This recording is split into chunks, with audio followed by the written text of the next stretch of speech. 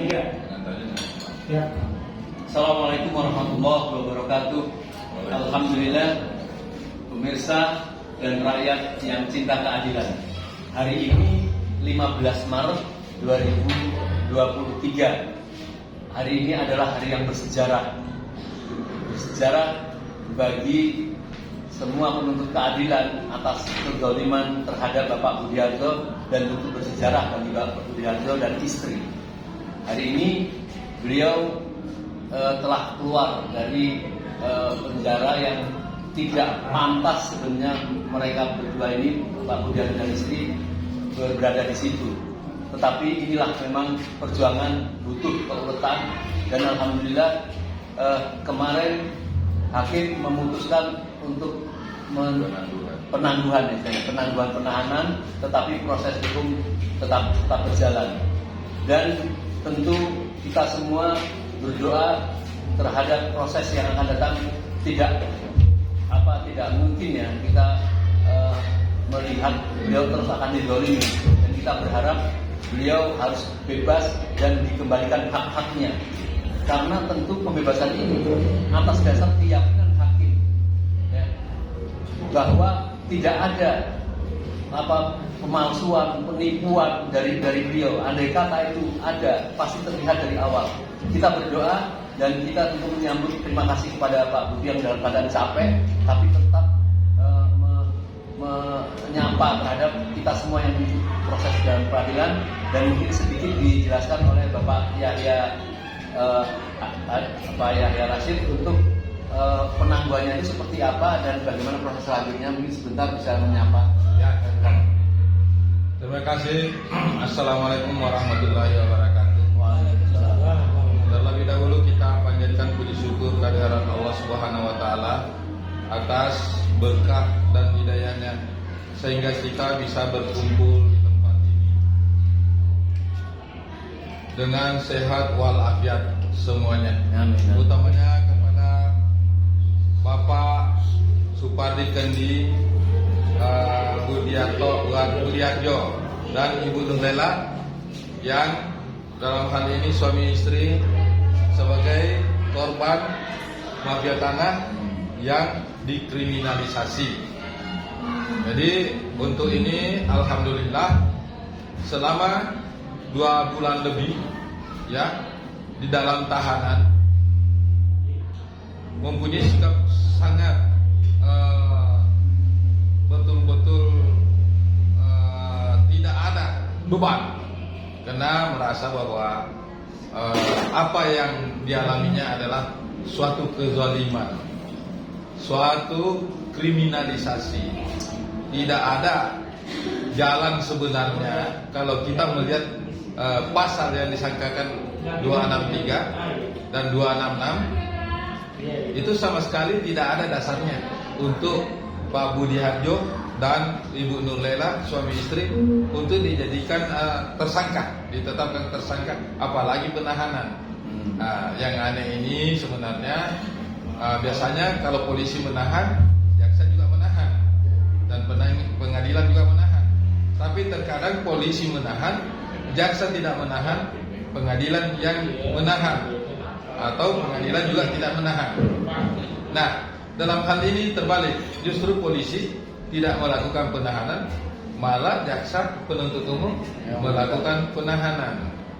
Dan setelah kita menjalani persidangan yang cukup panjang, dan sebenarnya cukup panjang tapi isinya tidak ada sebenarnya, karena laporan ini sebenarnya laporan kami menganggap bahwa di dalam persidangan menyampaikan ke majelis hakim bahwa ini perkara ini bukan perkara normal, adalah settingan dan rekayasa dalam rangka merampas hak atau tanah Pak Budiarjo sebagai ketua korban mafia tanah.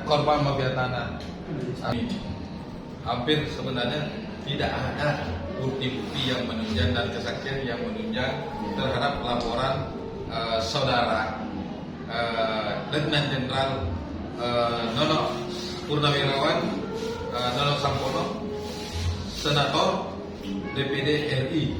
Nah, yang seharusnya hadir di dalam persidangan ya untuk membuktikan apa yang dilaporkan yang sebenarnya. Jadi kami berterima kasih kepada majelis hakim. Memang saya tadinya juga sangat menyesalkan kepada majelis, tapi kita juga maklumi bahwa seorang hakim itu tidak boleh langsung mengambil putusan yang gegabah, ya. Kita maklumi. Tapi alhamdulillah dibukalah mata hati dan mata kepalanya melihat sendiri. Baik, terima kasih. Saya pengen mungkin ada satu dua perkataan yang ingin disampaikan kepada para pendukung, para wartawan, para pengacara yang telah terlibat ini. Mungkin ada satu dua kata-kata yang ingin disampaikan Pak dan hikmah di dalam ini. Ada. Terima kasih Pak Adim atas kesempatan. Assalamualaikum warahmatullahi wabarakatuh. Waalaikumsalam. Saya dan istri mewakili mengucapkan terima kasih atas podcast ini. Kami diundang kemari oleh Bang Yahya. Pada kesempatan ini saya sampaikan kepada seluruh rakyat Indonesia, khususnya korban mafia tanah di Indonesia, bahwa kita harus semangat ya. Siapkan data karena mutunya FKMTI ya. Saya sebagai ketua FKMTI mengingatkan kepada seluruh korban mafia tanah di Indonesia, siapkan data Anda secara detail karena moto kita adalah adu data atas dasar hak kepemilikan awal. Jadi kenapa begitu?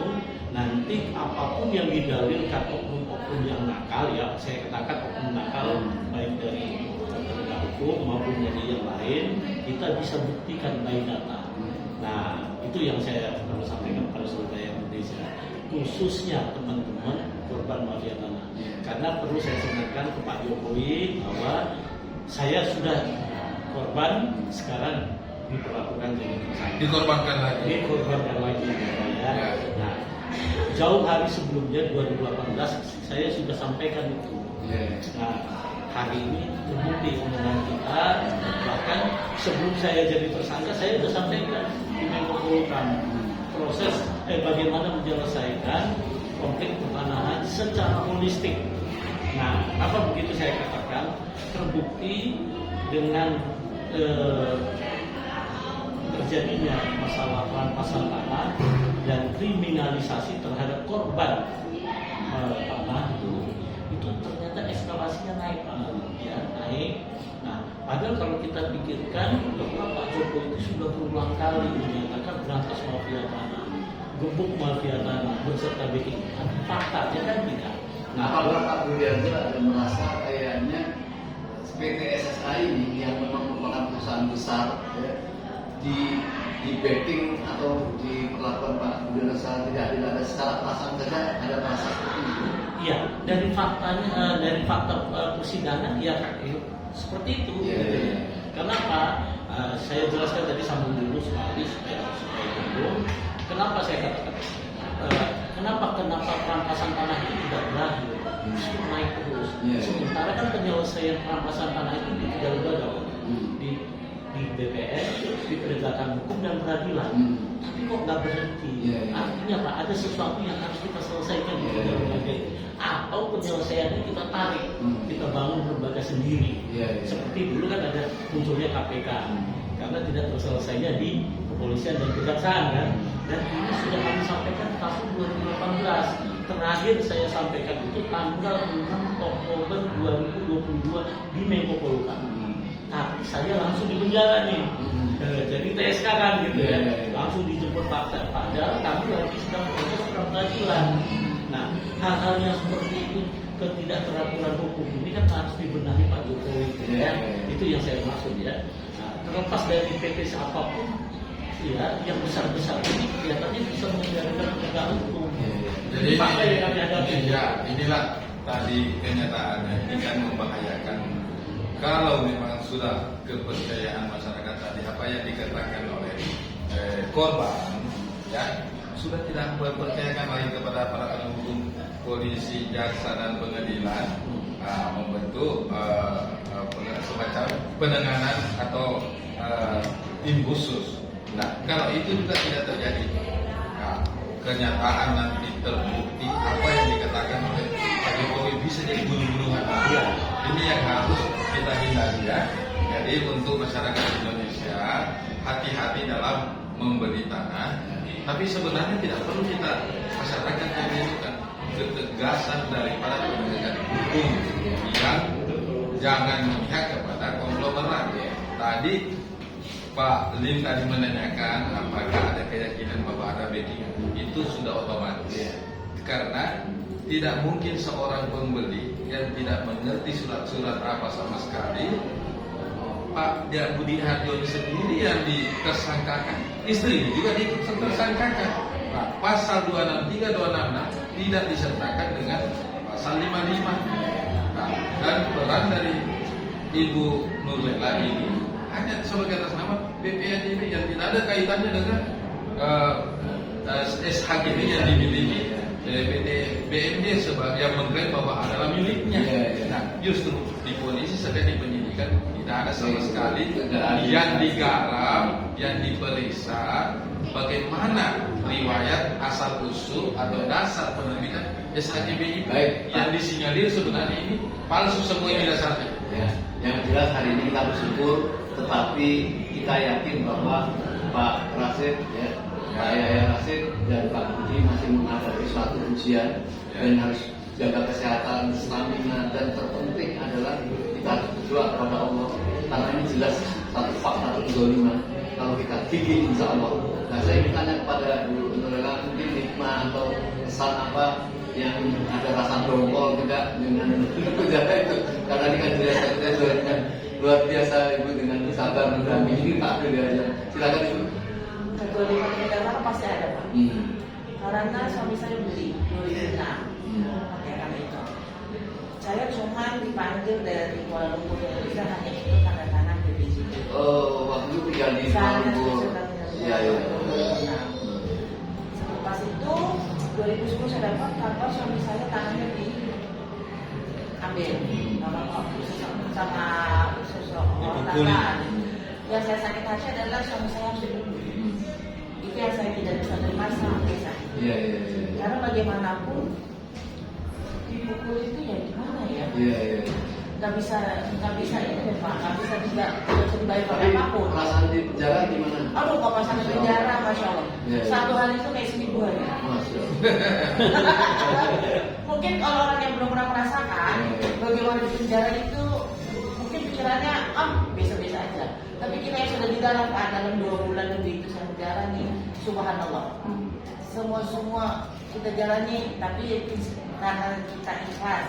Karena tegak. Karena saya mendukung perjuangan suami saya, walaupun tidak dijebloskan, walaupun kita tidak salah, ya harus kita jalani. Kalau dokter pasti dokter. Dan sebenarnya nggak ikhlas juga Pak. Tapi mesti kita ridho jalani. Dan ini cobaan dari Allah. Tapi yakinlah Allah bisa tidur. Betul. Kepada yang menjolimi saya ingatkan sekuat apapun Anda waktunya. Ada waktunya kan? Ya. Baik, pemirsa, kita dengar sepintas tadi dari Ibu Nurlela. Beliau menjadi saksi bagaimana pada saat suaminya membeli tanah, kemudian dipersalahkan, kemudian beliau yang tidak rela lagi suaminya dipukul.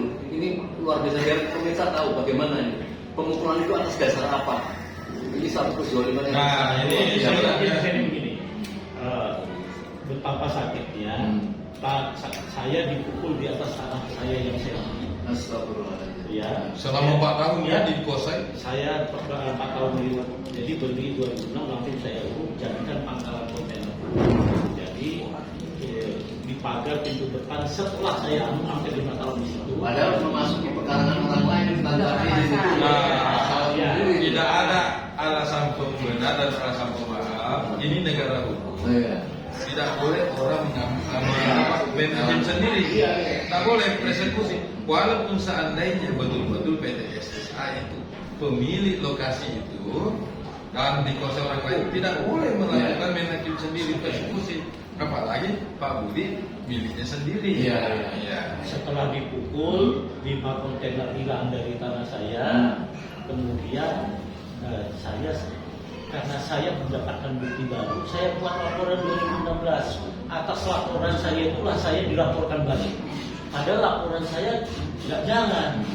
Bayangkan untuk pemukulan aja hasil gelar perkara tanggal 1 dan itu udah 2 Agustus 2017. Berkasnya hilang di Polres Jakarta Barat. Berkas pemukulan itu hilang. Dihilangkan. Kayak dicek salah saja gitu. Iya. Saya berpikir betapa hebatnya negara dirusak orang yang maaf ya, bapaknya aja nggak lahir di Indonesia. Dan kok bisa para pejabat kita kok kehilangan hati nurani dan nasionalismenya gitu. Demi saya tidak tahu kenapa sih. Apakah telah terjadi degradasi modal? Oleh sebab itu saya akan berjuang terus di bangsa ini.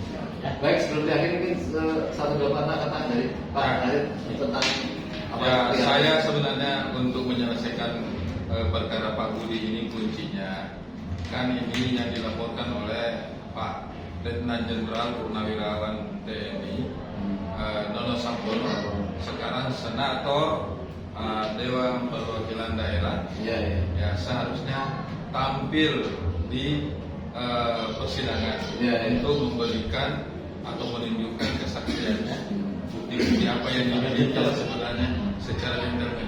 Jangan lempar batu sembunyi tangan. Itulah yang saya harapkan supaya janganlah menggunakan kekuasaan, janganlah menggunakan uang.